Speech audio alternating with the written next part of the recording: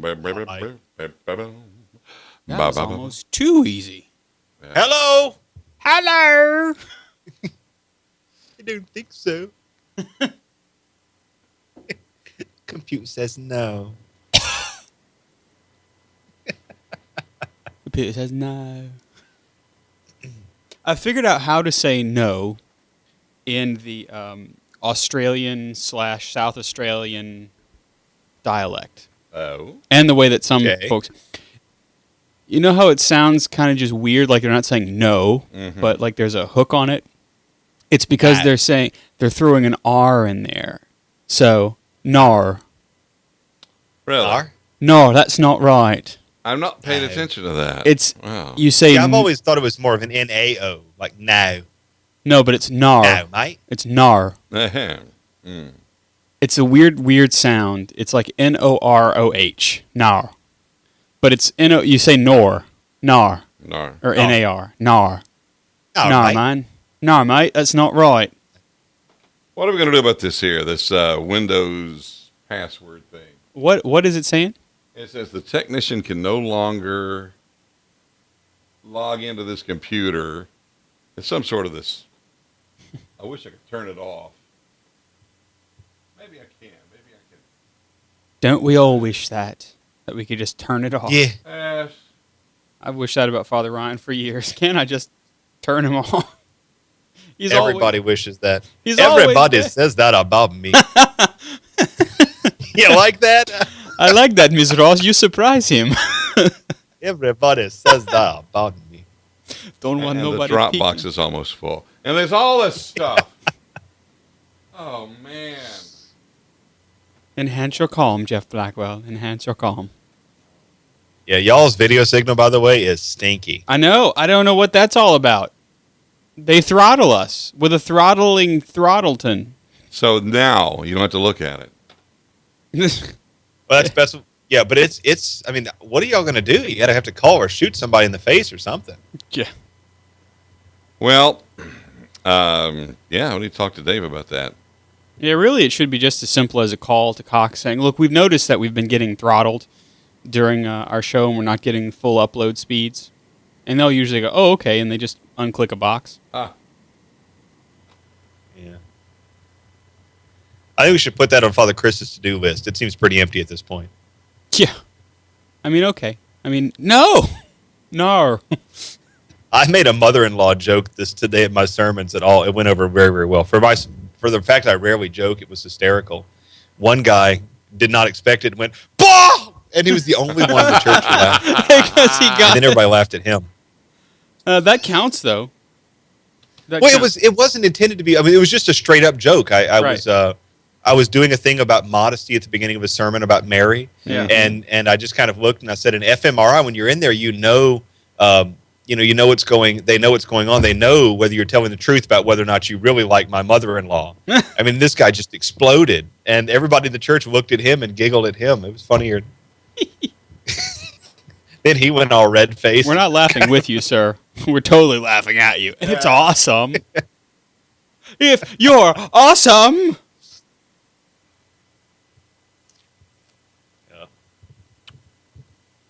I think it's delightfully ironic that I finally have fast internet and now you guys are getting throttled. Nah, it's not ironic at all. It's because Mr. Murphy works for us all. Yes. Oh, I mean. No, it is ironic. It can still be, sad, but it can still be ironic. Don't you think? It's like rain. Watch Mojo had two great to do. They did their top 10 list. Today they had, or maybe it was yesterday, top 10 songs about famous people. So like, You're So Vain and stuff like that. Yes. And then they had today top 10 Kevin Bacon movies. Wow. So good. WatchMojo.com. I can never recommend it on the show, but it's such a good top 10 list.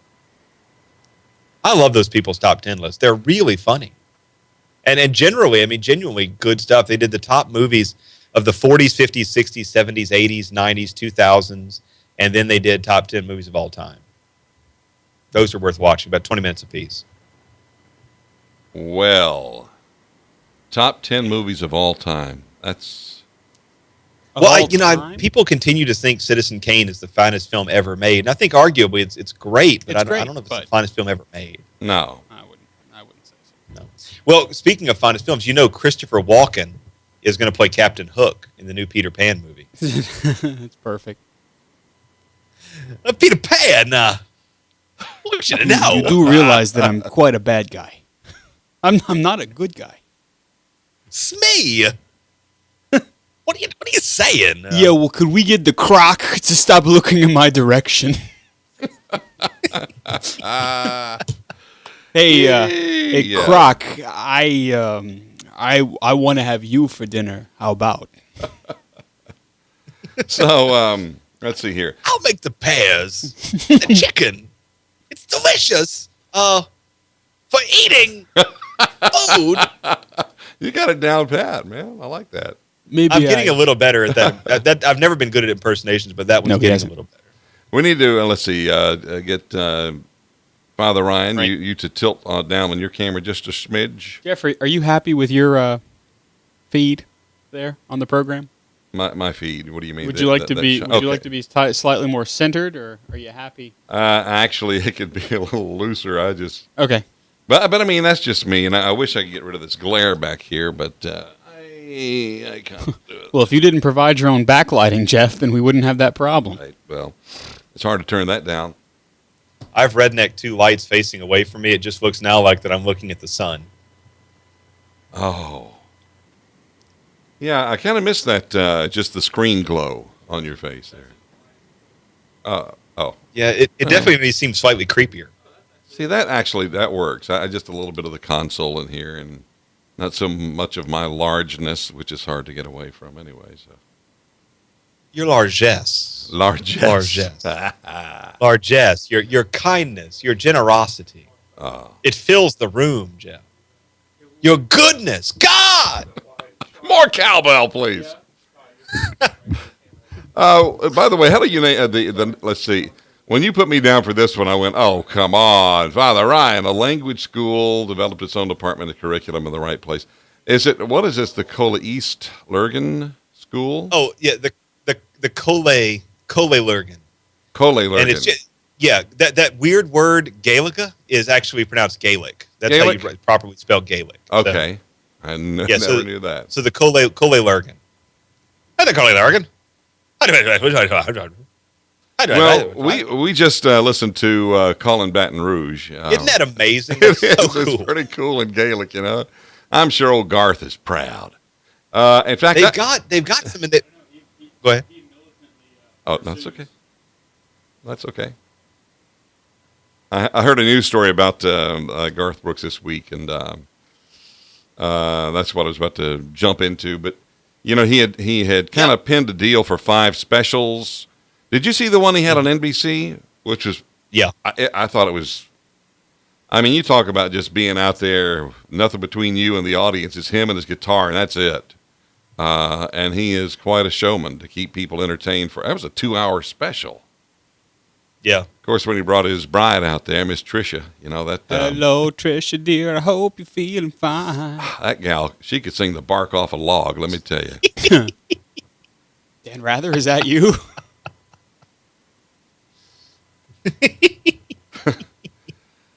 You got him with that one there, Jeff. Well, those old countryisms. Did you see the Eye of the Tiger? In that they did a Burger Hergelurgen to Eye of the Tiger? No, Eye of the Tiber. Fiber. Oh, yes. Oh, really? Yes. Wow. You guys are Cyloning. I can't understand what you're saying. What if it seems to always work better on, I don't know why, on this computer. Disconnect and reconnect. Yeah, your lighting looks good, Father Ryan. I'm open to that. Whatever you guys want. Okay, I'm going to drop and we'll try reconnecting. Superb. All right. Hanging up. And away it goes, ladies and gentlemen, but he will be back here shortly when we call him on the video machine over here in the corner. My last time. Go in Baton Rouge. Okay. Let's try it again. Well, I don't know if it's just me. It looks like the video quality changed a little bit. There we go. Yeah. What is that noise? I think that's that's on his end. Oh, that's fun. Terrible, whatever it is. You got the AC running back there in the background, Father Ryan? No, that's a I don't have any noise. That's here. a horrible crackle. I don't know where that's coming from.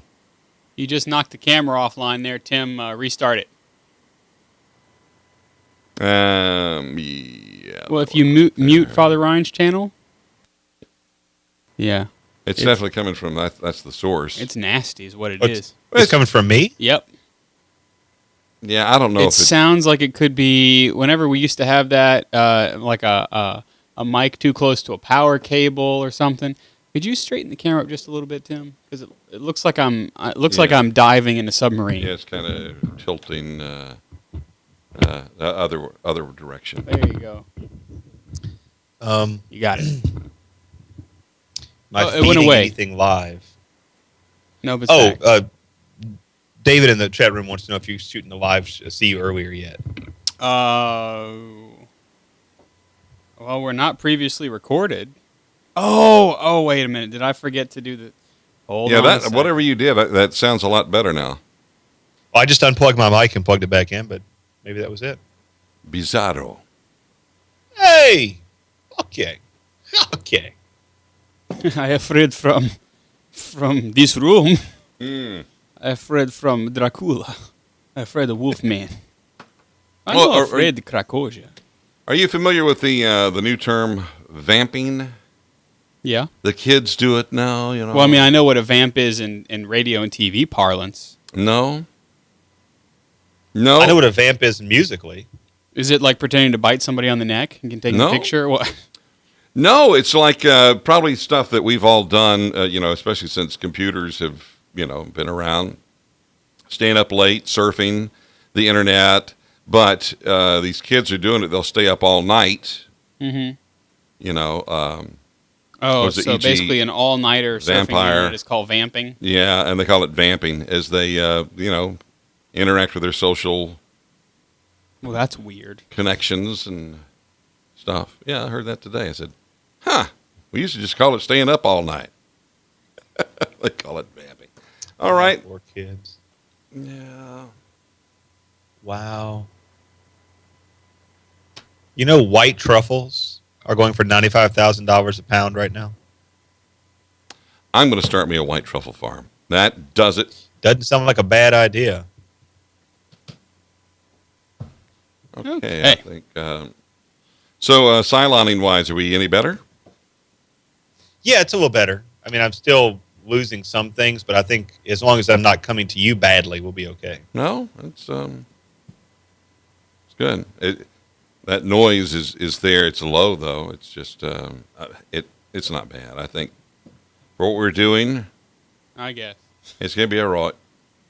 It's an old problem, which is why it annoys me because I remember hearing that back in the day. Well, farm it out to India. Appreciate farm the problem out to India. So they do with everything else that's old. It's like making an ad hoc committee of your parish council. And look, I try to get along with everybody. Okay, I had there was a CD publisher I was interested in, and I actually bought. They shipped it to me, and it arrived with a pretty big problem. So I called the company, and they said, "Let us look into it. Meanwhile, why don't you call our support line?" And I do, and it's in India. And this guy answered the phone, very nice, but I could not understand him. He got his manager on the line. I could not understand him, and I just finally said, "Can you speak slower?" And I finally said, "I'm sorry, I just can't understand you. I'm hanging up now." And so I shipped that thing back.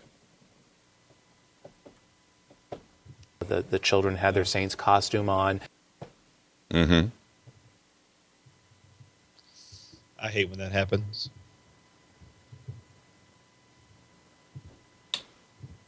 So, the iPad works.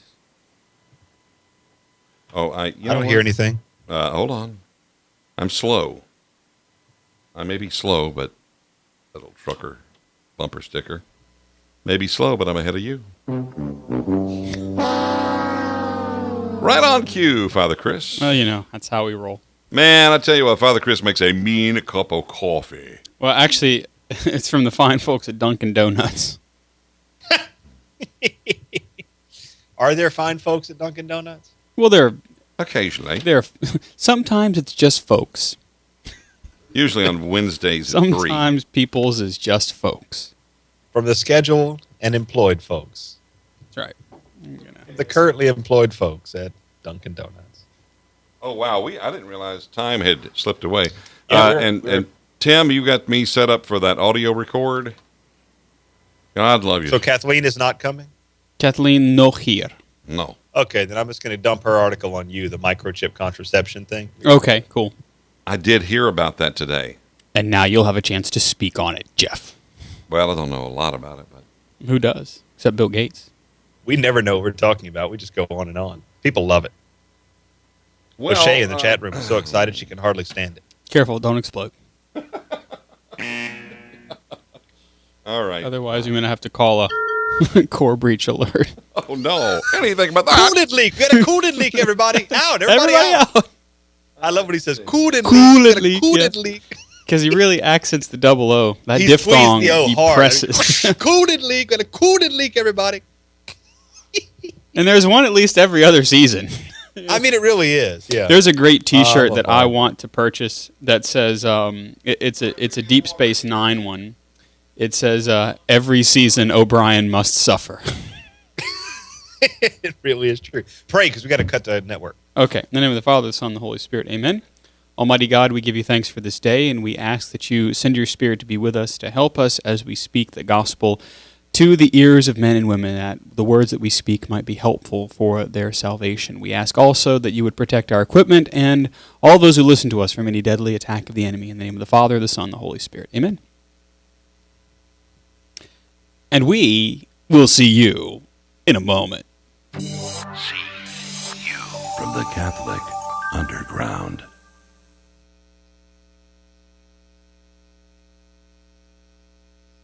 Buonasera! Join Catholic Community Radio at the Our Lady of Mercy Parish Activity Center Sunday night, July 20th at 5 o'clock for a night of Italian cuisine, culture, and fun. It's going to be so much fun, an evening of celebrating our Catholic faith Italian style. There will be plenty of mangiare at our festa, fabulous music, a silent auction, prizes, and very special guest, Dr. Marcellino D'Ambrosio, or Dr. Italy as you may know him from EWTN. For tickets, call 225-448-3754 or go online to CatholicCommunityRadio.org. Remember to save that date. It's July 20th, 5 p.m. Sunday evening at the Our Lady of Mercy Parish Activity Center, 445 Marquette Avenue in Baton Rouge. 225-448-3754 or go online to CatholicCommunityRadio.org. We will see you at the Buonasera Festa. The mission of Catholic Community Radio is one that relies on you. After all, this is your station for your community. Financial donations keep us on the air, but if we don't have your prayers, we have nothing. Pray for us, and we'll pray for you too. Join us for the Holy Sacrifice of the Mass, live from Our Lady of Mercy Parish in Baton Rouge, weekdays at noon and Sunday mornings at 10:30 on Catholic Community Radio 1380 WPYR. I would always hear from different people at non-Catholic churches that Catholics were going to hell or that they really didn't know who the Lord was. The Catholic Church is not all what people say it is. I mean, it's completely different. There's so many stereotypes. It's very possible to know the Lord, and it's very possible to have a relationship with God in the Catholic Church. I believe I was born into the Catholic Church, and that's where I belong. If you've been away from the Catholic Church, visit CatholicsComeHome.org. Catholic Community Radio. Catholic radio for your community. Is listener supported. 1380 WPYR Baton Rouge. This is your station. Catholic radio for your community. From the Catholic Underground. Today on the show, Hacking Mind and Body, a Gaelic cover of Garth Brooks. If you can believe that, the FMRI and Modesty, our picks of the week, and so much more. The Catholic Underground starts right now.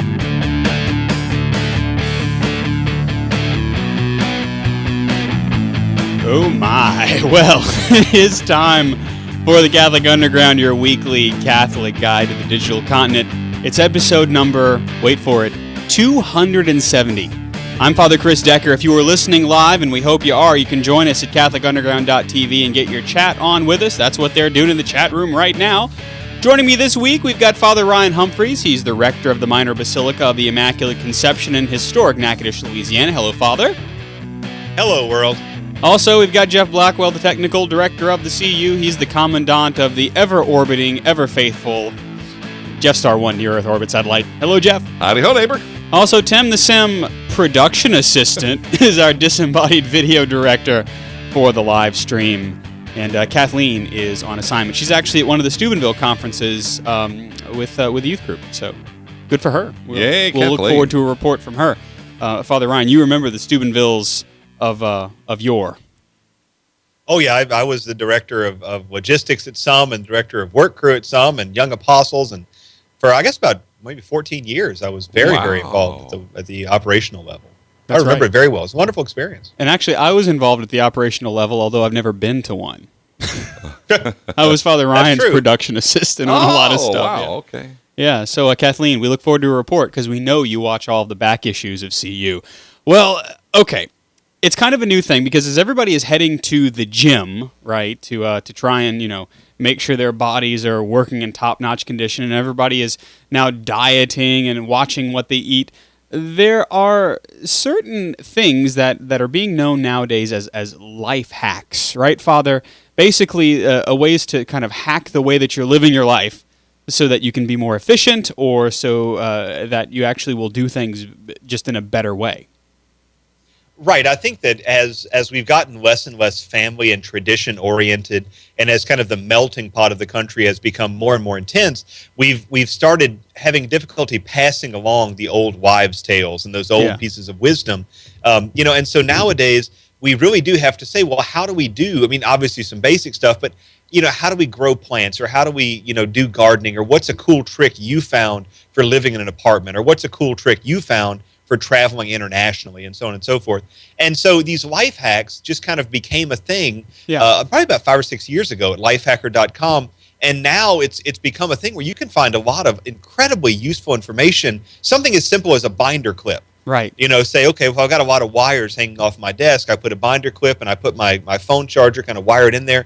And like magic, my phone charger doesn't fall off my desk every day. I know. I use It's not like it's going to change the world, but it's going to make your life better. Yeah, I use that particular life hack, as a matter of fact. Father Ryan knows how many wires I have in my domicile. So, a lot of binder clips, as it were. Yeah. Well, the one I found that I thought was incredibly cool to start the show is, and it's in fact incredibly useful because I've been using it in my own life.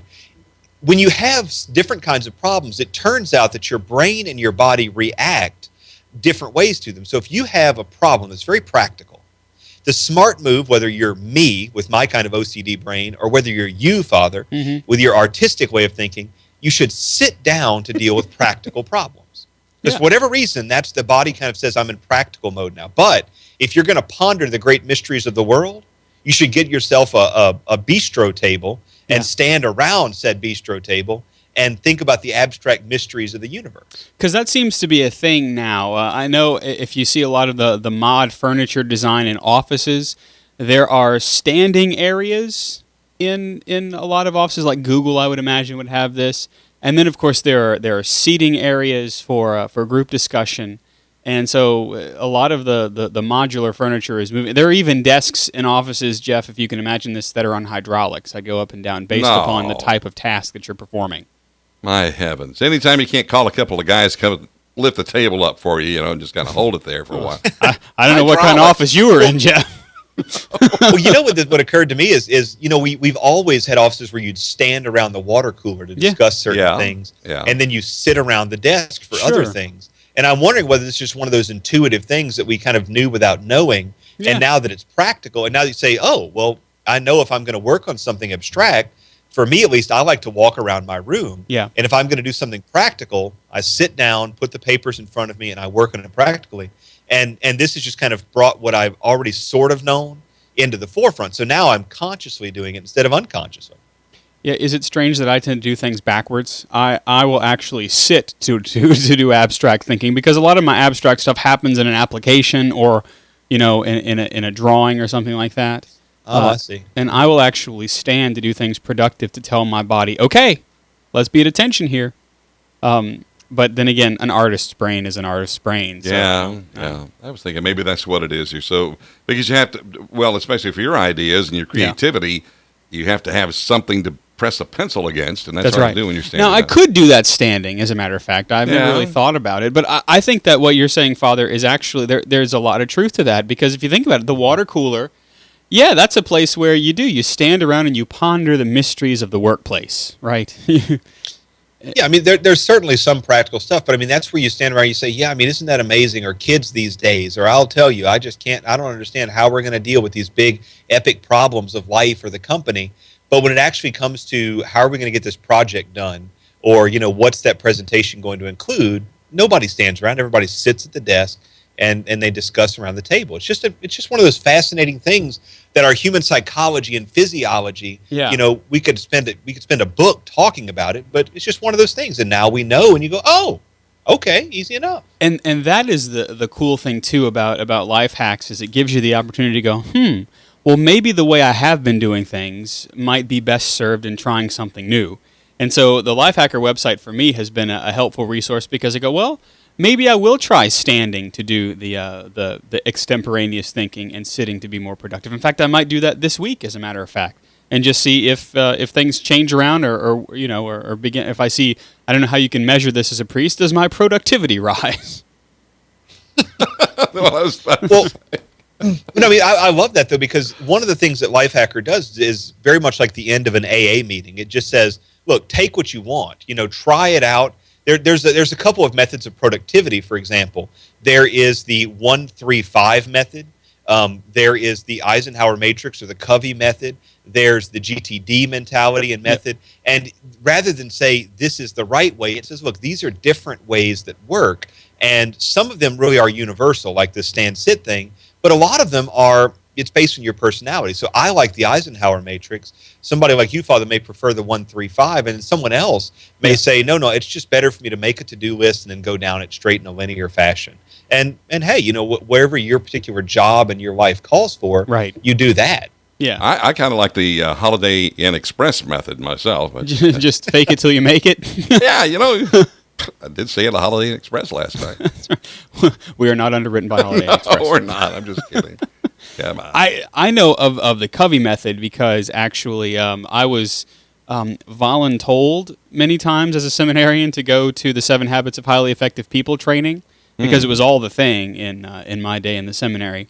And I actually like that quadrant method, where you put something that's important and urgent in one quadrant, you do that. Mm-hmm. Then you have important but not urgent, and then you have unimportant and not urgent, and so it's this 4-quadrant sector to sort things into. And in my head, I've kind of begun to do that. Yeah.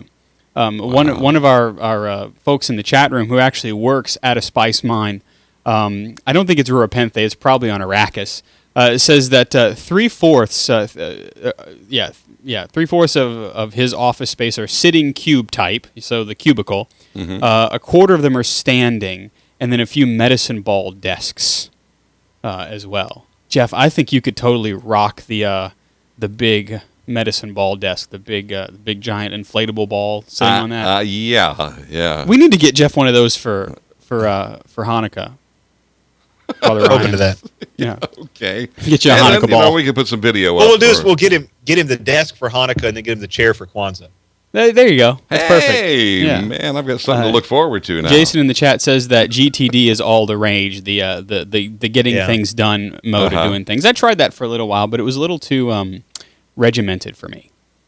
Well, if you're a kind of person who's working in multiple contexts on multiple projects, GTD is amazing. Like if I've got my home life, I've got my work life, my family life. Maybe I coach baseball. Maybe I have like a fantasy football league, and if you have a bunch of different contexts and none of them overlap, and from 3 to 5 a day, you've got to be working on this, and GTD works great for that. Just like Eisenhower Matrix is really designed to take a massive inbox and hack it down into something usable. But if you're in a career where you don't really have an inbox, you just have a couple of projects you're working on steadily, then that's going to be useless for you. And 135 is really for people who have a very, very hard time thinking about more than one thing and work in an almost entirely project-oriented life. And so, the whole idea is you pick what works for you, and some may work better, some may work worse, depending on where you find yourself. Indeed. And so there are also, in addition to these organizational life hacks, some other really fun life hacks as well that we like. One of my favorites is one that Father Ryan turned me on to whenever I went up to the Basilica of the Immaculate Conception in Natchitoches to visit him. We were enjoying a meal together because Father Ryan does love to cook. Mm-hmm. I would imagine it was something probably with cumin in it that we had. And Father Ryan says, "Why don't you pop a bottle of wine open?" So I did, and I was getting ready to pour. And a good sommelier will tell you need to let the wine aerate. Right? Yeah, right. You need to. So I uncorked it and I poured it, and I was going to let it aerate in the glass. Well, Father Ryan takes my glass and he pours it in the top of his blender, and then he takes the bottle and he pours that whole thing in the blender, and then he turns the blender on, and he aerated the wine right there in less than 5 minutes. How long do you let it blend, though? That's this is new to 60 me. seconds. Yeah, just give a or minute. take. Mm-hmm. Whoa! It depends on the kind of wine. If it's a Burgundy or if it's a Merlot or whatever it might be. Yeah, and of course, it's important that you put the top on the blender. I have learned this. I've learned this the hard way. I was over at some friend's house, and actually, it wasn't completely my fault because I did have the top on the blender, but there was. I don't know if their blender was broken or what, but all of the wine leaked out of the bottom of the blender. Oh no! So there was it was as if there was blood all over the counter. It was something. Yes, do make sure you have a functioning blender before you try this life hack at home. Father Ryan, what are some of your favorites? Well, actually, I found the one that was really great for me at my former residence was a shoe rack. Just a plastic kind of shoe rack, plastic thing on the back of the pantry door. And I could put, lots of like the little gravy mixes, or I could put, little packet of beans or a little thing of garlic or whatever in the little where the shoes would ordinarily go in the shoe rack. It was incredibly useful. Nice. And took a bunch of stuff off of racks that was hard to find. I also had cabinets that had bottoms on them. Yeah. And so I was able to put a bunch of cup hooks, and instead of hanging cups, I would hang the lids of big pots. Yeah. So all the lids were out of the way, and then I was cooking. I'd be searing something. I could look over and go, "Oh, need to cover this." Whoop, and then put the lid on. It was really, really great. And I mean, that was just a matter of cup hooks under cabinets, and that's a classic life hack where you're using something not for what it's intended, but it works really well. Yeah. Also, I found out that if you've got a garbage disposal, those things stink a lot. Yeah. And so if you buy some little clementine oranges, they're easy to eat and they're a good snack for weight loss anyway. Mm-hmm. But throw the citrus peels. Maybe one of those oranges a week into the disposal, turn the water on, let it run for about a minute, and the disposal will basically clean itself and will smell of citrus instead of smelling like the funk.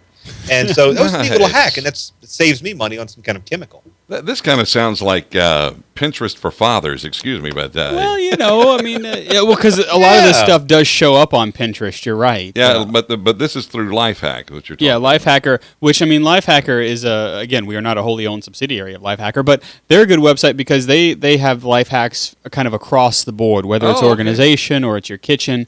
And I believe they probably also have a Pinterest page, too. Why wouldn't they? I mean, in this day and age. Right, one of my favorite life hacks. This is Pinterest for men. Yeah, see, I like that. That's a good way Yeah, it's Minterest. Minterest. I love it. Trademark. So one of my favorites is using a letter sorter. Those multi-tiered letter sorters. Yeah. To hold pans and cookie sheets and your own like little chopping boards and things like that. So that way you can stack them. Yeah. Unfortunately, in the rectory I'm in now, I don't have cabinet space that accommodate the stacking of those. But I have used it in the past, and it works very well. Neat. So, Jeff, looks like you've got some homework to do. Yeah, I got a little catching up to do. Imagine Diana's going to think that you have become quite the man about the house with all of your life hacks. Nah, that's not going to happen. That's wishful thinking. Yeah. Well, you can let us know maybe what some of your life hacks are. You can do it in the chat room if you're watching us live, or you can backchat at CatholicUnderground.com. That's a good way to go. And we also go this way.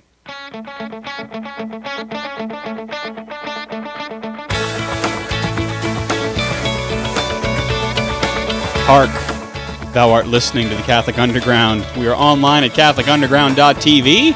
I am Father Chris Decker, your humble host. Father Ryan Humphreys joins us on Skype from Natchitoches. Jeff Blackwell is over there on the Jeff Star 1 near Earth orbit satellite, also known as the audio room. And seminarian Tim Grimes, who is our production assistant, is in the video room. Our picks of the week are coming up a little bit later. But first, I suppose we should say that Tim has been upgraded from seminarian intern to production assistant. Absolutely, a great PA. Because I tell you what, because he has been running all over the studio. We're going to miss him when he goes back to the seminary, but I mean, all things must come to an end, especially the good ones, you know. And so he always has a home here, though. That's right, Tim. You were officially I don't know what an undergrounder. There we go. Yeah. So, all right, a language school has its development department and its curriculum in quite the right place. And Jeff, this is one of those YouTube videos that for me is a must see.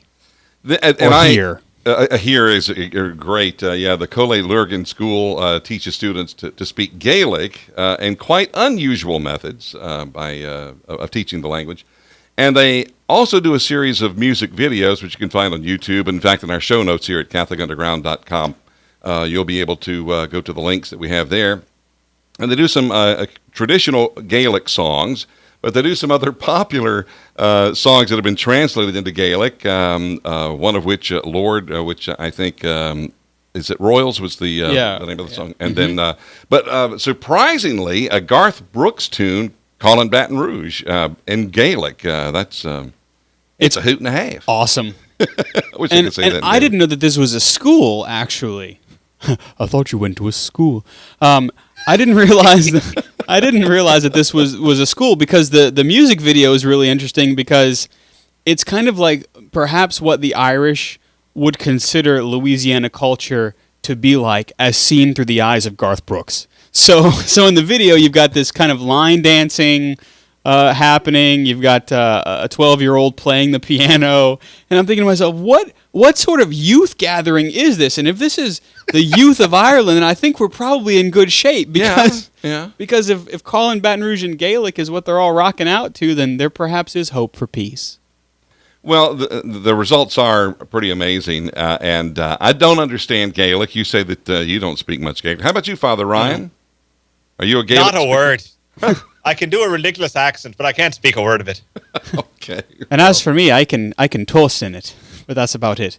And actually, the more that I have, the better my toast in Gaelic. So anyway. So I mean, what? But I spent several hours of my life combing through this thing, watching. I mean, songs from The Lion King, Lord, Bastille. Just tons and tons of older and older and older songs. They've been doing this for a long time. Yeah. And what the school does is they have your usual sit down and write or read or pronounce the language. But apparently the language is not difficult to get the basics of, sort of like Hebrew. And then once you've got the basics, it's just a function of getting used to the different sounds in your mouth.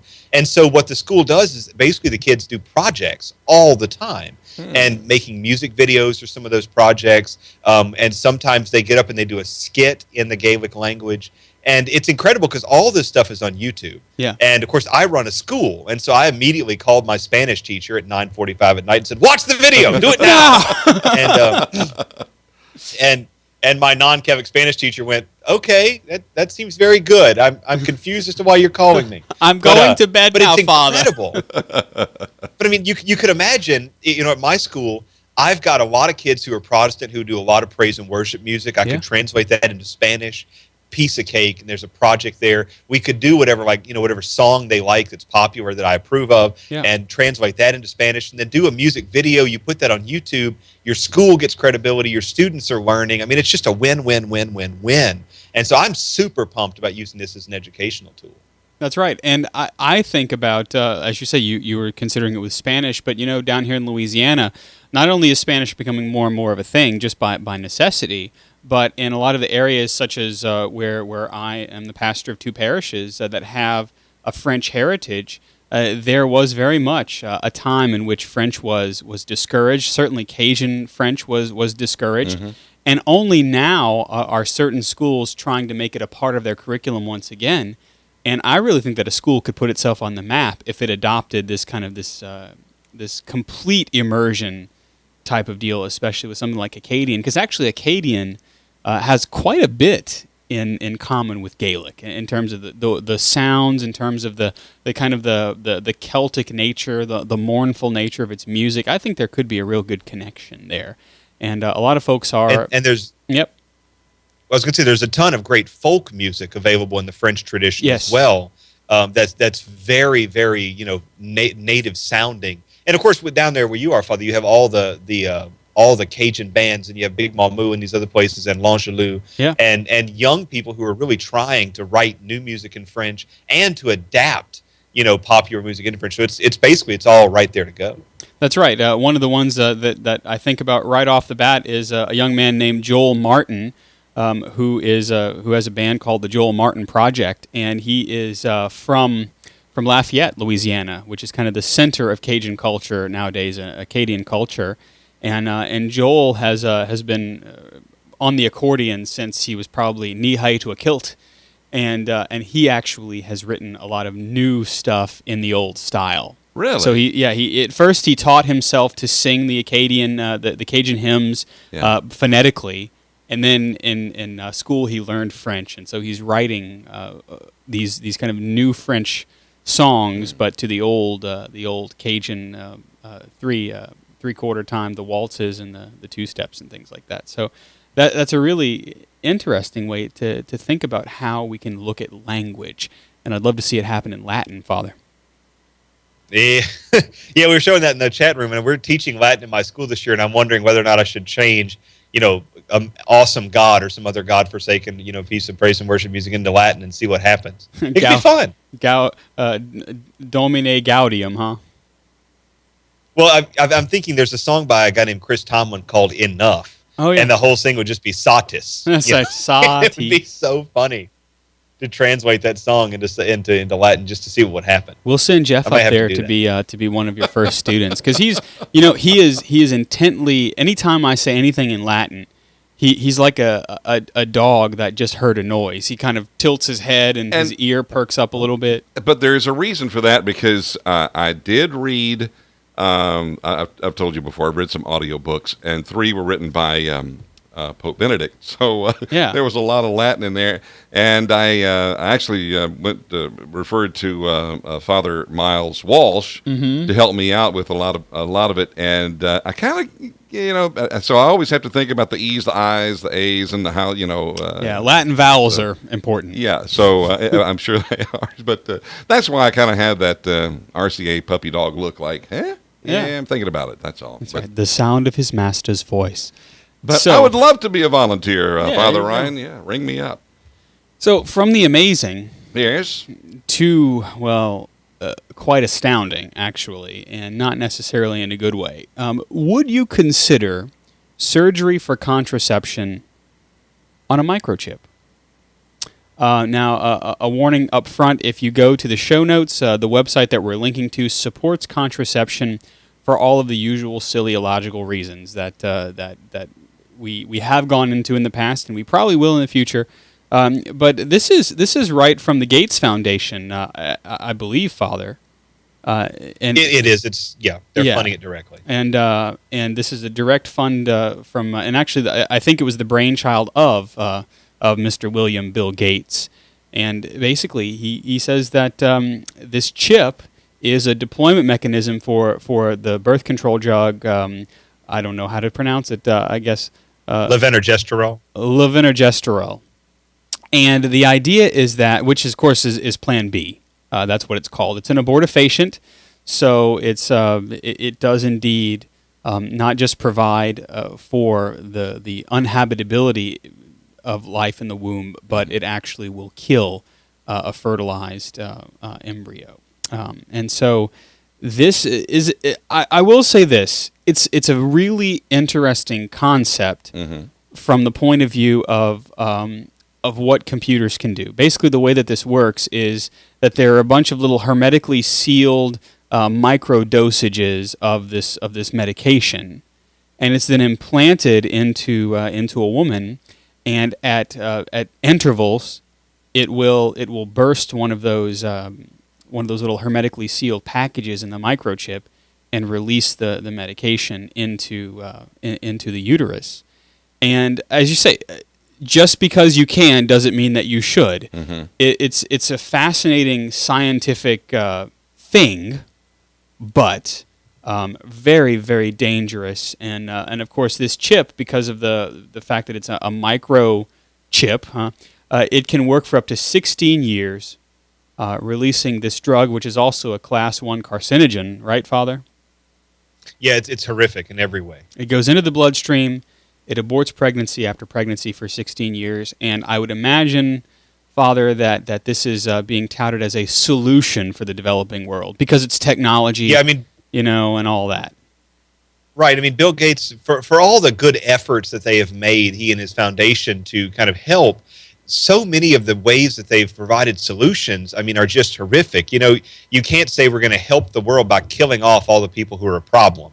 Yeah. There's a comedy sketch on a show you and I both like, the Mitchell and Webb look, where they're sitting around in this office in the United Kingdom, and a guy goes, "Well, what do we do about raising taxes?" "No." "Well, why don't we increase VAT?" He goes, "What about kill all the poor?" Yeah. And they go, "We can't do that." And he goes, "Just run it through the computer. Let's take a look."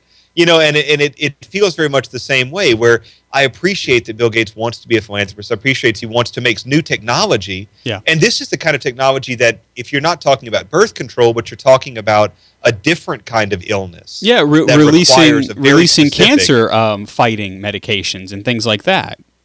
Right. Or things that where it's difficult to give an injection or something like that, right, but you want to implant something under the skin so you don't have to worry about forgetting, even an Alzheimer's medication. Right. But to put this technology to use, killing people, killing children, and increasing the risk of carcinogen, of cancer through the roof. It makes something that could be an incredible piece of technology, right, absolutely disgusting and despicable, and something that makes you say, well, I kind of hope his foundation just falls into the ground, as opposed to this really amazing piece of technology, finds its home with something good. That's right. Lachey in the chat room says, I wonder if instead of using it for abortion, they could use it for chemo, for cancer patients, things like that. I really, like you say, technology must be used responsibly. It's funny how we talk about drinking responsibly and getting a designated driver. It sounds to me like Mr. Gates needs a designated technologist, somebody just kind of slap his hand and say, no, you don't want to do that with that. That's actually a very bad idea. We just need to get Jeff Goldblum from the Jurassic Park movies to sit in his office. That's true. And just kind of eat Chilean sea bass. Just because we can doesn't mean we should. Just because we can doesn't mean we should. Now you're slapping a Windows logo on a lunchbox and you're selling it. Yeah. See, that could be the solution to so many of the world's problems. If we can just get Jeff Goldblum into more boardrooms, I think we could solve so many of the world's problems. Just fly him in. These board meetings don't last long. And I'm sure if you give the guy a nice snack in the middle, he'll be fine. Yeah, just give him Jeff one of those. Goldblum's a powerful man. He is, and I bet he would be fine with just those little packets of Tom's crackers. Just peanut butter or cheese. You vary it up depending on what you want him to do. And I think he's available too. Yeah, he might very well be. Oh, I'm sure he's committed to the environment. I personally think that Jeff Goldblum should be the next moral officer of our nation. I stand by that. I would like to see that T-shirt. It's so ridiculous. Yep, I think that's a great idea. Oh, wow. So, staying with the medical field, new research is coming out of, and we've talked about it before, the fMRI program. Yeah, an fMRI is an MRI machine with a little screen, and there's a speaker and there's a microphone, and you're able then to read what the brain is doing in real time, and you can show pictures. And what's fascinating, and this is the new data that's coming out, is they've been doing men and women, kind of just running them through various batteries of tests for years now. Information I'm reading just in the last week, although it may have been published as far back as a few months ago, says that it turns out if you show a man a picture of like hammers and saws and nails, a very particular part of the brain lights up, that part that's devoted to usefulness and practicality, and I'm going to use this thing to make something amazing. Well, if you show a man a picture of a pretty woman, all of a sudden the language center pops open. All of a sudden the amygdala and the parts that have to do with compassion and excitement and interest pop open. The whole brain just kind of lights up in different areas. Very interesting. So you show the same man a picture of the same woman head to toe in a fancy dress. The same thing. Same parts of the brain light up. You show the same man, the same woman in a bikini, all of those parts of the brain turn off. And the part that deals with hammers and nails turns back on. Really? And so immediately the man stops seeing the woman as a person and starts to see her as a tool to be used. Wow. That's what we're seeing. And it's one of those things, I started my sermon with this weekend saying, you know, good science always proves the church is telling the truth. Yeah. And this is one of the things. Now, Kathleen has been talking about modest dress for several weeks. And so it's just kind of one of those interesting things where I came across an article this week from the Catholic Gentleman about custody of the eyes. And of course, for ladies, the way to deal with modesty is to dress modestly and to love themselves enough and care about themselves enough and care about us men enough, you know, to cover themselves. And mothers have got to stop buying bikinis for their 5-year-olds or their 8-year-old. That's just despicable. It's got to end. But for guys, we don't really have control over what ladies wear and what they don't. And so the custody of the eyes is an old way of saying, you know, on the one hand, we have to take control of the easy stuff. What I put on my TV screen, what I put on my movie screen, and what I allow on my internet computer screen. I can control that. You know, I mean, I don't have to watch Channel 5. I don't have to watch HBO. I don't have to know what's going to happen on Game of Thrones. So I can control that. Then, for those things I can't control, I have to start working on the mental habit of looking at the faces of ladies who might not be dressed as modestly as they should be. And even if that means in an awkward way, forcing myself to pretend they don't have a body below the neck. You know, that's what I've got to do. And as we learn how to take control of our eyes in this way, eventually our whole, you know, spiritual life kind of develops into seeing this as a person instead of seeing this as a tool. Because remember, every guy is every guy. You know, I try very hard to be chaste and pure, but I walk outside and there's some, you know, beautiful woman walking by, you know, with a taut body in a bikini. My brain turns off and I start turning on to how do I use this person? Because it's what every human being, every man does this naturally. And so we have to develop the skill of looking from the neck up and saying, this is the part that evokes the images I need to see about compassion, interest, etc. And I need to learn and train myself to ignore what may be devastating below the neck. And that seems nasty and terrible and disgusting and blah, but that's just what a man owes a woman. Just as that woman owes that man modest dress, the man owes the woman custody of the eyes. So it's a neat article, and it's a good thing to remember, especially in the summertime. And as it turns out, Father, this notion of custody of the eyes, I mean, whether you're getting proof of it on the fMRI or not, it's just good common sense. I mean, you know, the notion of using women as objects and now even women using men as objects is nothing new. There is nothing new under the sun. And that is why custody of the eyes, this notion that is kind of becoming popular again on blogs, is really just a restatement of practicing the virtues, right? Yeah, I think it's exactly what it is. Yeah, and we realize that whenever we practice virtue, when we practice those important ways in which we are aiming towards the Lord and not towards our own will, we actually then begin to cultivate the fruits of the Spirit. Those begin to be born in us. It's kind of like the gospel for this past weekend, where if the seed is sown on good soil, the soil, the soil of our hearts is cultivated by practicing virtue, by custody of the eyes, by placing ourselves in the occasion of grace instead of the occasion of sin. What begins to happen is we begin to bear great fruit, 100 or 60 or 30-fold. And we actually can begin to find our lives transformed. And there can come, and correct me if I'm wrong, Father, there can come a time where we actually do not, by knee-jerk, see the woman as object, but we want to see her as subject. You know, there can come that time. There can come that time where grace is so abounding in our lives, where it is the child of God that we see and not an object to be used.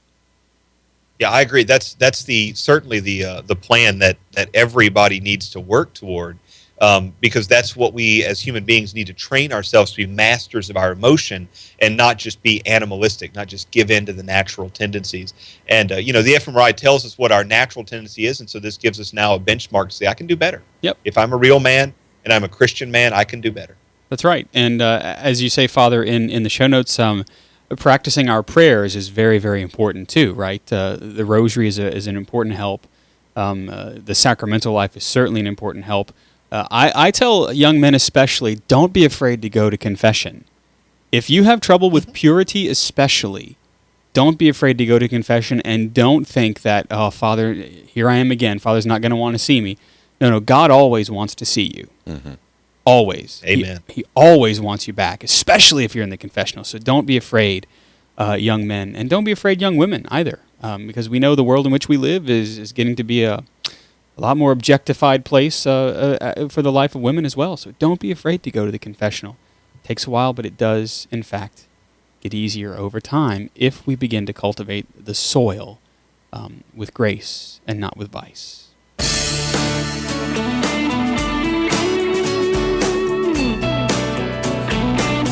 You are listening to The Catholic Underground. We are your Catholic guide to the digital continent. We are so happy that you're along with us for the journey. I am Father Chris Decker.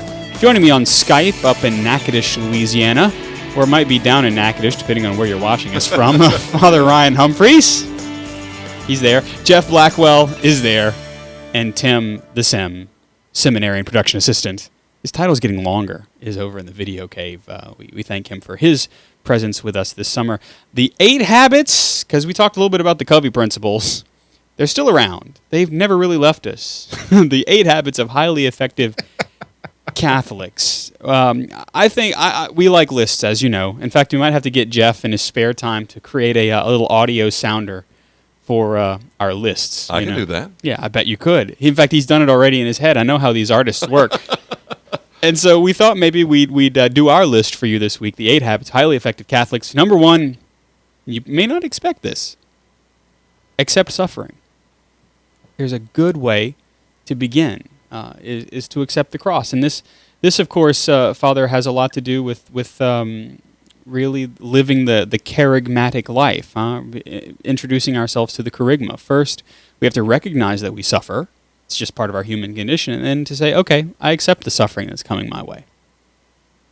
Yeah, and if we're going to be an effective Catholic, we're going to have to put aside the gospel of prosperity, the notion that what God wants from me is just for me to be happy every minute of every day. Yeah. And that's just not scriptural. And so until we say, I accept that suffering is a necessary part of God getting me into heaven, then I can never be effective in my faith. I can never really evangelize. So you've got to start by seeing the world as it is, and that means accepting the reality of suffering. That's right. But before we can see the world as the Lord wishes it to be, we have to see the fallen world in which we live today, right? To see how grace can be active, we have to recognize that in our world there are many areas in which it is not active, and then, of course, we also have to recognize that sometimes bad things just happen, right? Yeah. Mm-hmm. Yeah. It's true. Number 2, accept the reality of death. St. Benedict said it well, keep death always before you. It's amazing how to be an effective Catholic, a recognition of my own mortality, first of all, I know in my own life, brings a great deal of humility. And I find that if I accept the reality of my own death, one day it will occur. Sometimes it freaks me out. Sometimes I'm okay with it. Sometimes I'm afraid of it. Sometimes I actually, if you can say there are times where you go, I'm looking forward to the day that comes, Lord. Whether it's soon or far away, I look forward to being with you. Once we accept the reality of our own death, I then can begin to look at the other person and say, that other person one day will know death as well. And so can I actually treat the other person as if they are on the same journey that I am, I don't know, Jeff, did that resonate? Yes, and it seems like the older I get, the more I accept, how things have gone. And I've been usually pretty comfortable with this, circle of life or however it's and it moves us all. And but you're right. Stuff happens, and there are things that you can't control that are out of your control.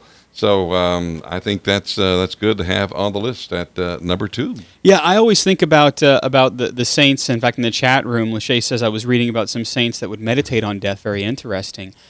There are especially young saints in the early days of the church, the early Roman martyrs, who prayed for martyrdom because they knew that would be a beautiful way in which they could glorify God. They knew the state of the church. They knew it was in a state of persecution, and so they simply prayed, Lord, if it is your will, I will become a martyr. It doesn't mean I'm going to strap explosives to my body. That's kind of the way we see that in the world in which we live today. But it means that if death should present itself to me, I will welcome it. Yeah, it's a very different understanding of martyrdom that we as Christians have. We don't necessarily run into it and make it happen, but we do indeed try to seek those things that can bring glory to God. And in some cases, especially with the early saints, it was with the gift of their life to the Lord. Number 3, of course, pray daily. This seems like a no-brainer, but it's remarkably difficult to make sure you're praying daily and for it to kind of constantly be something that is growing within you. Yeah. You actually have to make a plan. It seems easy to, I'm going to pray more. Well, the rosary is a great place to start. You're getting at least a little bit of time in. The Liturgy of the Hours is a great place to go for that. Obviously, something simple like maybe renewing your baptismal vows in the shower in the morning is a neat idea. Yep. Having some prayers that you kind of, that you cycle through maybe on your way to work. Those are good things to do, the Chaplet of Divine Mercy. But, you also just need some time to sit with the Lord. And if you can't do that, you have to consciously plan it, because otherwise you look up and it's 11:15 at night and you're going, how did I forget to pray again for the third day in a row? And so we've got to make a plan to set aside some time, even if it's just on your lunch break at work, or even if it's just the kids are screaming and yelling, put them with the other significant other and lock yourself in the bathroom. This is mommy's private time, and take your time for prayer. However you can get it. It doesn't matter how, God is there with you, but you've got to build a plan for it. Otherwise, it'll slip away. And connected to that, number 4, listen during prayer. Important. I'm extremely guilty of this. Good thinking. It's good thinking there. The guy who came up with this list, good thinking. This is especially difficult for me because I'm an extrovert. Even though my prayer life tends to be a tad more introverted these days, I tend to want to do all the talking and not listen. But if I'm praying daily, it's important that the soul listen during prayer. Because it turns out the Lord has a lot to say. Even if the Lord is saying it in silence, and especially if you might be in a place of desolation in your own prayer life right now, the Lord has a lot to say, even if it doesn't seem like He's saying anything. That's right.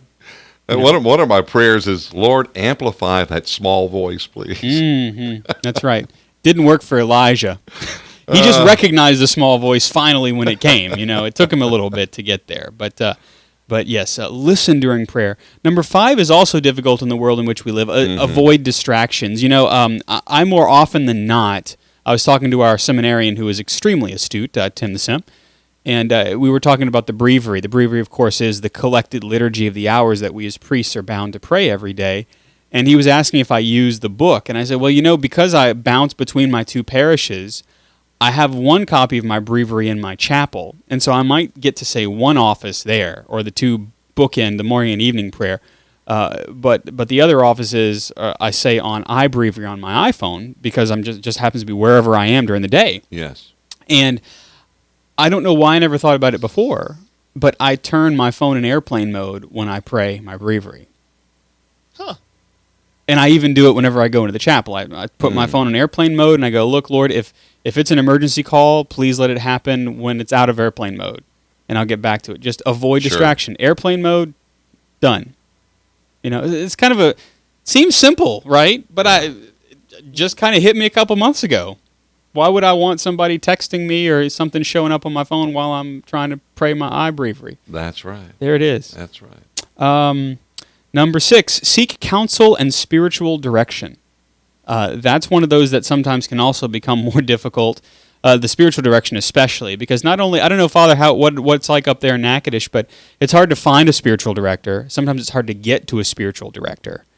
And so sometimes spiritual direction is done by means of counsel with other holy people. Right. Sometimes you have that kind of peer thing where you say, well, I don't have a priest or a nun or I can get to or somebody who is older or wiser than me. So I just kind of have to talk about it among people. Of course, nowadays with Skype and with FaceTime, there is the possibility of having spiritual direction from a distance. Yep. But, it's still, there's something about getting there and actually saying, I'm going to spend the next hour opening myself up and trusting myself to someone and letting them give me direction, even if I don't want to hear it, even if I think I know better. There's just something about that deep humbling of the self that's so good for the spiritual life. That's true, which is also why it's hard to go sometimes, is because you're going to get 2x4'd in the forehead, in some way. Yeah, that's true. And then, of course, surrender lovingly in holy obedience to the will of God. Amen and amen. I mean, surrender is quite possibly one of the most easy and difficult things to do at the same time. Because I can surrender, but not really. But how wonderful whenever I've said, "Okay, Lord." In fact, funny story. We got time. It's only 3 of us. We're working on the CU radio stream, and Jeff, we had this huge computer. This big Google automation system. It's a big green box, and it has Google written on the side. And I drove to New Orleans, and I just drove to New Orleans to get that computer so that I could bring it home and work on it in my workshop, my dear. And I'll fix it up there, and I'll bring it back here. And so the computer obviously has a hard drive issue because it was just click, click, click, click, click, and it wouldn't boot. Yeah. And I said, Lord, if you want this to happen, I don't. The Catholic Underground doesn't have the money to do this. That there are all sorts of things working against us with this. This is the only computer that we've got. Yeah. And I surrender once again this apostolate to you. I surrender it all. If you want to kill it tomorrow, that's fine. And I laid my hand on the computer, and I kid you not, it booted immediately. It booted immediately, and it had been clicking all evening. And I said, "Okay, Lord, point taken." Because whenever surrender works in those quasi-miraculous moments, you then have a responsibility. That's very true. And so yes, to surrender lovingly and holy obedience to God's will, and then that leads us to the 8th thing: those who do these habits ultimately are happy. And happiness in the sense of fulfillment, right? That not just emotion, but that God is leading us to a place where we know that He is present. Even if He's silent, we know that we're being led by Him and not just by ourselves. Great point. There are a couple that we might add really quick there, right, Father? Yeah, I would say that one of the things we need to do is you have to do penance. An effective Catholic does penance. An effective Catholic asks questions. Yeah. Even if he's got a degree in theology or she's got a degree in Scripture, you've got to be willing to ask questions because nobody knows the whole story. Yeah. The church took 20 centuries to get where we are, and you've got to be willing to ask questions. Honestly examines his or herself and honestly asks for help. And then I think forgiveness needs to play a giant part in that list as well, that I've got to be willing to extend forgiveness, and I got to be willing to ask forgiveness if I'm going to say that I'm seriously a follower of Jesus Christ. So just a few things to add. That's right. It's really funny that as long as I've been a priest, 7 years, and people have asked me the same questions over and over about the faith, I will still forget the depth of the answer sometimes. And I think that's a gift of the Lord, to remind me to go back and ask questions and to, quote, do my homework, unquote, and to keep renewing my understanding of what the church teaches and what we believe. I guess that's where kind of lack of memory can be helpful in the life of faith. But there are some things that we do remember, and we call that the CU Pick of the Week. And to lead us on this technological anamnesis, we begin with Jeff Blackwell. Why me?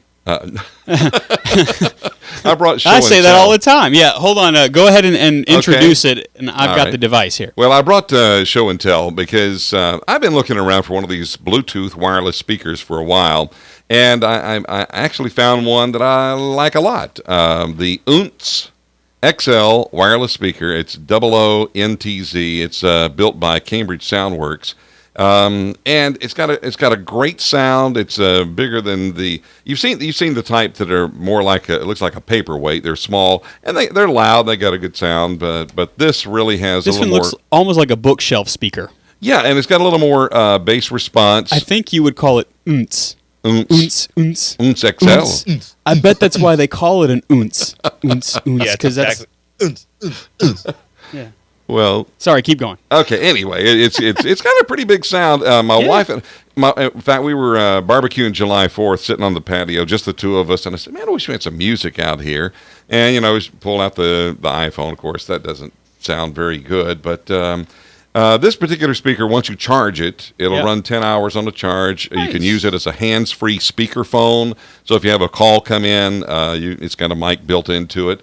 It's got a USB charging port, so you can charge while you are connected with the Bluetooth and playing music. It's got an aux input, and it weighs less than 2 pounds. So it's pretty cool, and you can find it on Amazon for $100. I'm only slightly covetous. Only slightly. I like the fact that you can charge it with USB. It's got a USB port in the back. Yep. It's got the line in, the aux in right there in case you don't have a Bluetooth device. And it makes a good bit of racket. I mean, you can. It's a little on the high end side. You don't get a whole lot of bass response from it. But it does have bass ports on it. Yeah. But again, you got to look at the size of the speaker. That's where that full. And you can plug this into the wall. You don't just have to use it on the back. It's got a 15-volt DC power thing that you can Okay. plug into the wall. You can plug it in, or you can go. A great little sound bar on a budget. Yeah. For $100. So. Seems cool. The Unce XL. Check it out. Yeah. All right, Father Ryan, your pick of the week.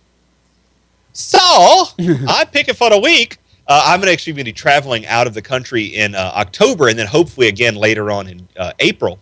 And so I found on Lifehacker, while we were looking through for other stuff, 15 tips about how to minimize your phone usage when you travel internationally. And last time, this ate my lunch. I spent $500 more than I wanted to on my last trip to Europe because of this. And it's simple stuff, but it's nice to know, and it's all in one place. And so it's a link in the show notes, but if you're going to be traveling internationally, Lifehacker has a bunch of these kind of articles, but this one is really, really good about data plans. And so do go to the show notes, kevinunderground.com/whatever this episode is going to be called, and find it. Look for more information. Yeah. In fact, you can always go and search for 270, and that'll show up in the show notes. 270. If you know the number, then you can usually get to the episode. Yeah, I know, Father, that it's always difficult when you travel internationally to try and figure out what you're going to do with your phone. I've even thought about getting a phone just for international travel. One that's unlocked. Yeah, and then not to a get a bad SIM idea. when I get there. Have you ever tried that before? Have I tried what? Getting a SIM card whenever you get to Europe? Yeah, Father Melcher tried to convince me to do that, but I don't go there often enough to justify it. And I'm going to want, if I went over there, I'd want a phone that could do directions and stuff like that. It's just not worth buying an iPhone, or even buying a SIM card just for over there. Yeah. So no. Because I'm thinking about it too. Because Father Ryan, of course, I will be with you. In many ways, I never left you, Father. Anyway, so I don't know why I keep going back to the big boy reference, but just anyway. Yeah. So my pick of the week is really something good to kill time, because we all need an extra time killer here and there. This one's called 5by, 5by.com, and there are some apps from the App Store and on Google Play that you can get the mobile version of this. And 5by is a video concierge from the people who brought you Stumble Upon. And so now, if you're watching us in the video feed, I've got the 5by screen up here. And he says, "Hi, I'm your video concierge. It's Sunday evening. I've got videos for hip stuff, killing time, making you laugh, showing your friends, exploring, or music lovers."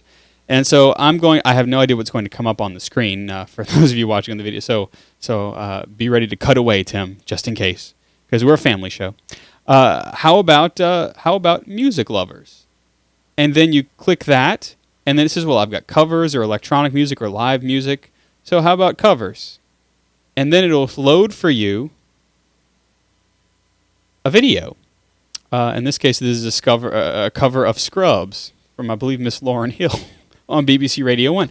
So it basically will be kind of like your video jukebox for whatever mood you happen to be in. And it's 5by.com is the name of it. The number 5 and BY. That's right, the number 5 and BY. Yep, there you go. So check it out. That's my pick of the week. In fact, I'm going to go ahead and turn it off so that we can continue our show here on the CU. So that's our picks of the week. You can always let us know what your picks of the week are. I know that that we try and compile these picks of the week.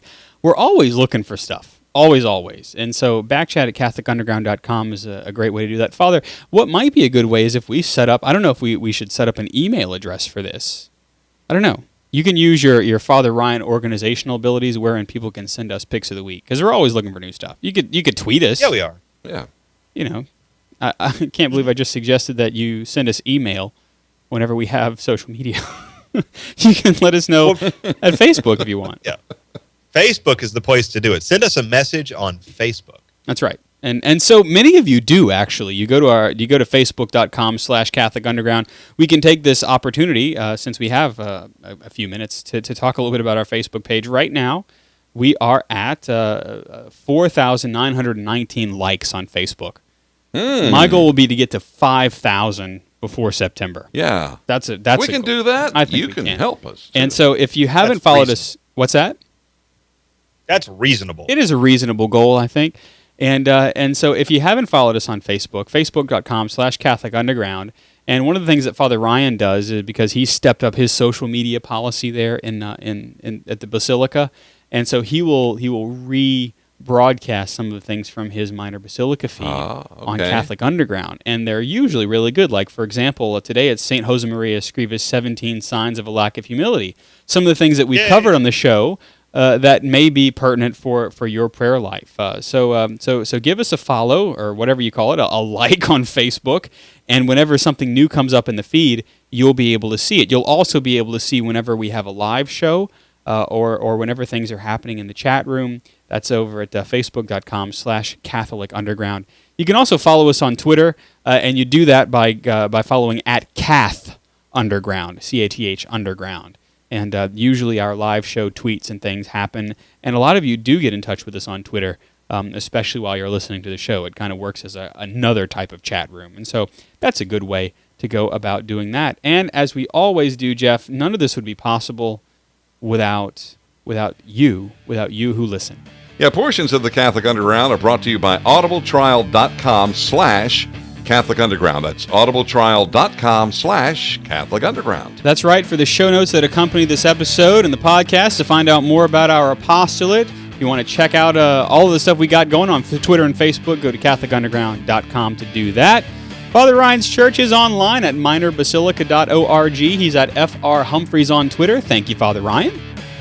It's been my privilege. Jeff Blackwell is a tech director for the CU. He's also the despot over at the Blackwell Communications Group, jeffblackwell.us, and on Twitter at Jeff Blackwellis. Thank you, Jeff. It's a privilege, Father. Tim the Sim Seminary and intern has got the video feed wired this week, and he rebrands small-town governmental websites. You know me, I'm Father Chris Decker. Follow me on Twitter at Digital Catholic. Join us on Catholic Underground all the time, CatholicUnderground.com. We are faith gone digital, my friends. We will see you next time.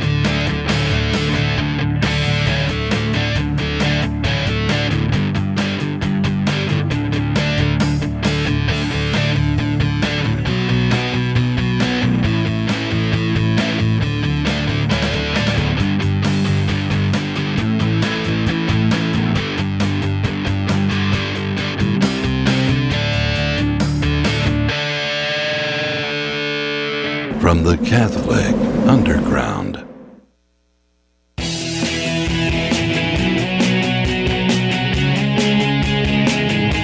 All right, I don't know what we have in the See You Later, as usual, but I'm glad we got the wide shot. I like that wide shot. I like that wide shot, too. Yeah. Of course, you're listening to us. The only place you get to See You Later is on the podcast version, and you don't see a wide shot at all. And on the wide shot, you can see a reflection of me in the window. You Jeff there, looks kind of like the ghost of Christmas past. Okay, well. In life, I was your partner, Jeff Blackwell. I was your VO guy. In life, I was your voiceover specialist, Jeff Blackwell. All right. And now I'm masquerading as Julia Childs, dead sous chef. That's Julia. Her look-alike for public appearance. That's right. Jeff, I would pay good money to see you as a Julia Child look-alike. Oh, yeah. Dress me up in an apron, put a little lipstick on me. Yeah, I know. Everybody would get a big charge out of that, wouldn't they? Tuna salad and this But I can definitely do that. If once I get into the role, I can actually pull it off. Oh, of course, yeah. It's amazing what adrenaline can do. We're going to use some mustard. Or enough gin. To create an emulsion. And we're going to stir it. Oh, look, it's a vinaigrette. You see how that works? Isn't that clever? I got to tell you, for my money, I don't know if you've seen Julie and Julia before, that movie. I have not, no. Oh, Jeff, you and Diane would probably actually, enjoy it. my wife did take her mom to the movies to see it, but I didn't see it. It's a really good, it's based on a book about this girl who works at the 9/11 Commission, at least in the movie she does. I don't know about the book because I haven't read the book. But she works at the 9/11 Commission, and so she's handling a lot of just heavy stuff, folks that are calling in trying to get their claims sorted and everything post 9/11. And so she's leading a life that she's recognizes is becoming increasingly more hollow. And so she decides that she's going to start a blog. And on the blog, she decides to work her way through Julia Child's masterwork on French cuisine. And she decides to cook all of these, almost 500 recipes from start to finish and to blog about it. And so basically she's encountering Julia Child through her recipes. And so the film is really good because the inimitable Meryl Streep plays Julia Child, Stanley Tucci plays her husband, and of course their chemistry is great. Oh, wow. And so you're getting all these flashbacks in the life of Julia Child, as well as the flash forwards in this young couple trying to make it in New York. So really, really good film. Need to find out if that's available, like on Amazon Prime. My friend, it is. Is it? Okay, good. It is on Amazon. It might not be Amazon Prime, but I think I own it on Amazon Prime. It's just one of those that there are a few movies, and Father Ryan can has some of these too, that I always just put on in the background while I'm working, and that's one of them. Interesting. What's one of your favorite background movies, Father Ryan? I like to watch Pitch Perfect in the background. Yeah. I like to watch The Day After Tomorrow, which is a terrible movie, but I just like to have it in the background. Yeah. And there's a handful of others that are some more like action movies if I've got to like clean the house and I'm trying to get myself psyched up to do it. Like a movie called Basic I like a lot. Just they're not any good. They're just kind of background. We should totally right to kind of.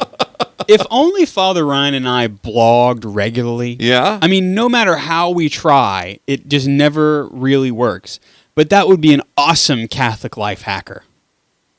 The 15 films that you watch based on what you want to get done to have in the background.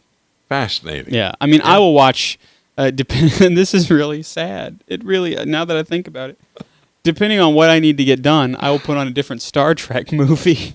That's really sad. Oh. Yeah. Yes, it is. If I need to get work done, Star Trek 2, because you got those, the big space submarine battle there with a Khan. Yes. If I'm having You're one not of those, thinking fourth dimensionally. That's right. Or any of the Back to the Future films. By the way, for those here joining us on the See You Later.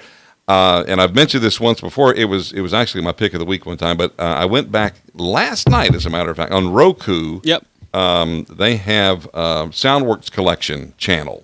Oh, yeah. And it is well worth. These are like 10, maybe 10, 12-minute little mini documentaries. But I watched the one on them recording the music for Star Trek. What was it? Into the Darkness. Into Darkness. Into Darkness.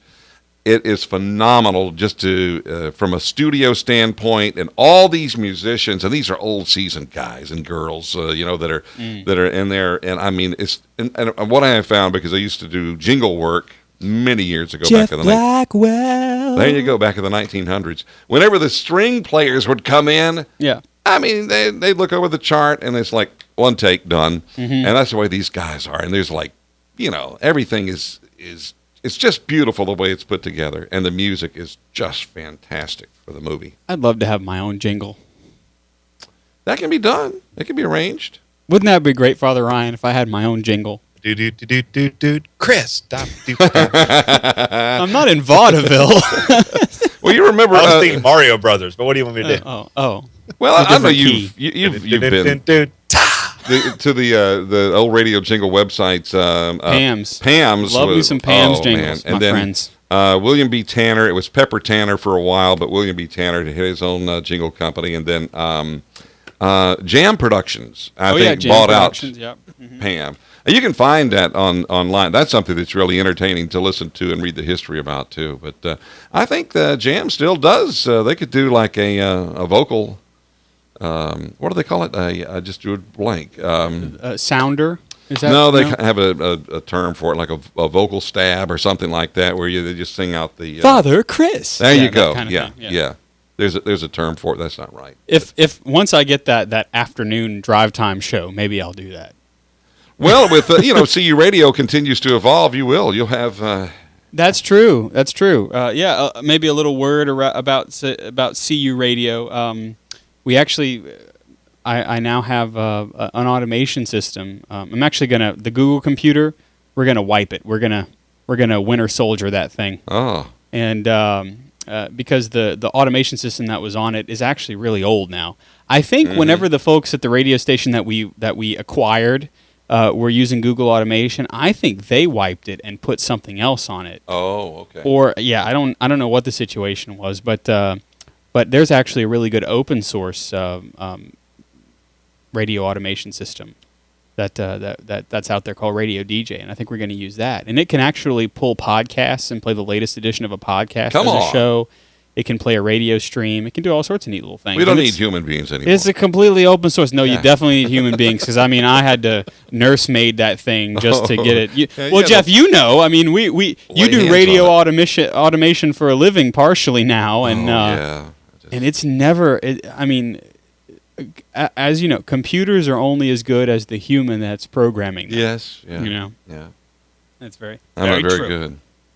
Let's see. I'm just looking at some of the Pam's jingles here. Oh, you've got some Pam's jingles over there. Yeah. Oh, there's some great ones too, from especially the late 50s, early 60s. WABC had some of the best ones. Let's see here.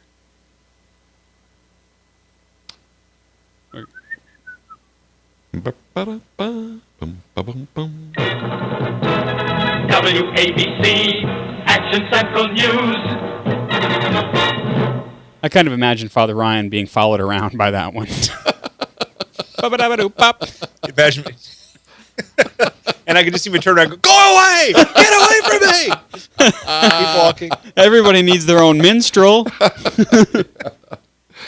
If there's ever been a person in the world who doesn't want a theme song, I'm him. It's true. He is grumpy cat when it comes to that. No interest whatsoever in a hip theme song following me around.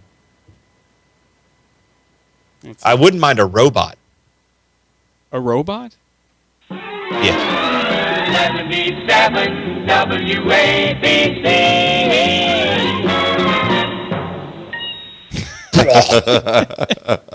That reminds me of the baptism jingle, the one in the Gather book. I think I'm going to be sick. Oh, no. There's a little jingle, and it really is a jingle. It's supposed to be the antiphon. You have put on Christ, in him you have been baptized. Alleluia, alleluia. Yeah. But in the big old Gather book, it's a stinger. It's a little jingle that that the choir can play. You have put on Christ, in him you have been baptized. Alleluia, alleluia. And then there's a part for a clarinet to go, dun. Oh, really? And I'll tell you, I experienced it once whenever I was a seminarian at an Easter vigil, and it freaked everybody out. Really? I mean, from the pastor of the parish all the way through the altar servers, all the way down the line, nobody was expecting a clarinet sting at the end of this jingle. And by the 10th baptism, because they were playing it after every baptism. Oh, my. Oh, after the 10th baptism, the altar servers were giggling to each other and kind of moving in their seats, to the sting, that little clip at the end. Yeah. And the pastor of the parish was just, he had his head down and he was kind of burying his head in his hands because it was too much. Because you know what? The liturgy is not a radio station. It's not. No. There, I said it. Ba-dum-bump. Exactly. Oh, well. That image, you just have to put in your head, Jeff, that image of there's Father Chris, there's this Vietnamese seminarian with him. Yeah. And there's this sense of like, we've been preparing these people, we've invested in energy, and then there's just insane, ridiculous chaos. Yeah. That's right. It might as well have been a flute, Well, of course, there was a flute, too, and that was the thing. It was like a whole woodwind section. Yeah. That was playing this, I mean,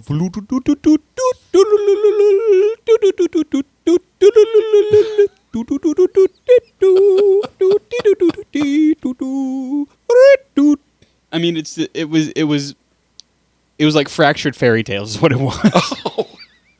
You'd be unsurprised to understand that I don't have a problem with woodwinds in my church or the Easter Vigil. I would imagine not. There's no problem at all with them. Yeah, because they're not there.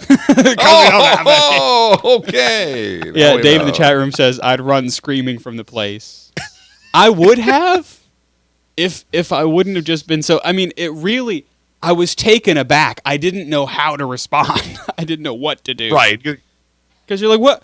Did that just happen? No, that didn't just happen. And then 9 times it happens. And you're like, yeah. Wow. Yeah. Well, there's the kind of delightfully ridiculous notion that this is just what happens when life happens, and I love the idea that something just catches you completely off guard. There's absolutely nothing you can do about it. You just go, I've got nothing. I'm just going to experience it. And it just it's like the first time Father Chris was a big fan of kind of the glory and praise style of church music, and I didn't have any experience with it. I was full on charismaniac when I first got to seminary. I grew up in 70s glory and praise, and you grew up in 90s praise and worship. Yeah, hardcore Vineyard and Hosanna, and so you were playing this thing, and it was this sample CD of responsorial psalms. Yeah, and the one that had been set up for the Ascension was that thing with the shouts of joy. And we were both listening to it for the same time, and the antiphon is simple: God mounts his throne to shouts of joy, a blare of trumpets for the Lord. And so but then the second one of the psalm verses, all of a sudden you have this little trumpet fanfare, and we both just about laughed ourselves off the highway. That just peels out, this, and it was really silly. I mean, it was, you could see what they were trying to accomplish, but they pushed too hard, and it was just so laughably stupid. I don't know who makes it was so funny. And another thing, I don't know who makes those sample CDs, because the Lead Me Guide Me book, the Lead Me Guide Me hymnal is for African American worship. Okay. Right. Yeah. That's its intent. Yet the sample CD that you have to purchase separately for it is most decidedly not performed by those who have an understanding of African American music and or hymnody. I mean, if you want to talk about just the most Caucasian sounding, and of course you look at the music and the way the music is written, you're just like, okay, this is supposed to have a gospel swing to it, or this is supposed to have kind of a jazzy little feel, or it's supposed to be this deep kind of meditative canon, No. They just yeah.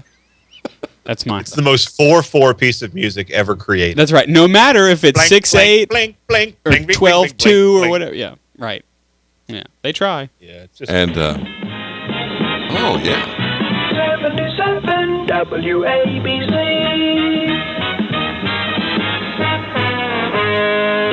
That's Father Ryan's robot singing that. That would be that's one of the early. I'm okay with that. One of the early vocoder sets. Yes, yeah. I wouldn't mind having one of those robots from iRobot follow me around. That would be extremely convenient. Hello, Father Ryan.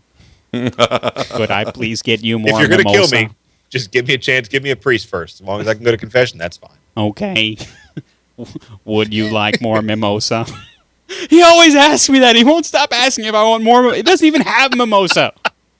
Who programmed this? Denny's? It's not mimosa if you use Prosecco.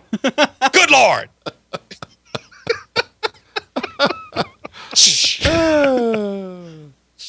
Didn't expect that one, did you? I wouldn't wash my face with your mimosa. With your second-rate mimosa. Trapped in a glass cage of emotion, you serve me Prosecco. I got something I want to say. This has been the See You Later. And this episode of Behind the Collar has been brought to you by... We don't even know what happened there. It was 14 minutes. It just... Well, yeah. It's fun. It was fun. Jeff Blackwell, thank you for joining us. An honor. Father Ryan Humphreys, you're welcome. Huzzah. Tim the Sim, production assistant to Jeff Blackwell and Father Decker. I told him that this is actually a paid position, but we gave him Greek food, right? Yeah. He has been paid. He has been paid. Compensated. Hummus. He has been paid in hummus and shawarma. Shawarma, right. Yeah. And you know me, I'm the original shawarma lover. Father Chris Decker. Thanks for joining us on the See You Later. You can join us always weekly when we're here. We're actually not going to be here next week. In fact, I meant to say that on the show, but oh well, the show stays evergreen when we don't mention when we're not going to be here. But there will be no show next week. It will be an encore presentation. We thank you for joining us, and we'll see you when we see you. And that is a wrap, Father Ryan. Das ist ein Wrap. Okay, so we're not going to do a show the 20th? Right, because Kathleen won't be there. Jeff Be Well will not be well. He will not be there. And then I think it's actually... just no problem. I think I've actually Mexican food. Got a Catholic radio event that I'm supposed to be at. Yeah. So we're back on the 27th then? Yep, back on the 27th to the best of my knowledge. And then I know there are a couple of days in Augusto that we won't be around either. So sure. We'll try and... All right, then. Yep. Well, you guys have a lovely evening, and I'll talk to you, I'm sure, Chris, sometime during the week. Yeah, no problem. And to all of you in the chat room, God bless you.